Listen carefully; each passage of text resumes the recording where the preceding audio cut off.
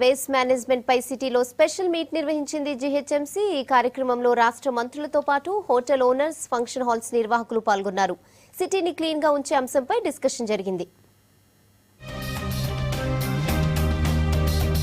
స్వచ్ఛ హైదరాబాద్ లో భాగంగా ప్రధాన హోటల్స్, ఫంక్షన్ హాల్స్ యజమానులతో సమావేశాన్ని నిర్వహించింది జీహెచ్ఎంసీ.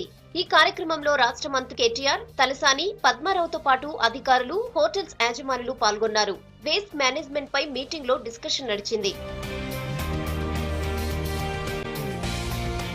సిటీని క్లీన్ గా ఉంచడం కేవలం జీహెచ్ఎంసీ, హెచ్ఎండీఏతో సాధ్యం కాదన్నారు మంత్రి కేటీఆర్. ప్రజలంతా సహకరించాలని కోరారు.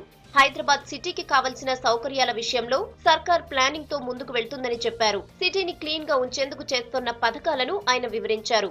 ఇట్లాంటి మహానగరాన్ని కేవలం ఒక జీహెచ్ఎంసీ అధికారులు లేదా హెచ్ఎండిఏ అధికారులు మాత్రమే చేయగలుగుతారు, వారు మాత్రమే దీన్ని పరిశుభ్రంగా ఉంచగలుగుతారు అనుకుంటే అది అసాధారణమైన విషయం. అది ఎవరి వల్ల కూడా కాదు. ఈ 600 చదరపు కిలోమీటర్ల హైదరాబాద్ని 425 యూనిట్లుగా విభజించడం జరిగింది. ఖచ్చితంగా సర్కిళ్ల వారీగా 24 సర్కిళ్ళు ఏవైతే హైదరాబాద్లో ఉన్నాయో సర్కిళ్ల వారీగా ఇట్లాంటి సమావేశాలు ఏర్పాటు చేయాల్సిన అవసరం ఉంది.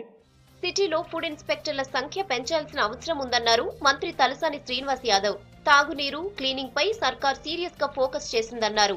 హైదరాబాద్ రాబో కాలంలో భారతదేశానికి తలమానికంగా ఉండబోతుంది.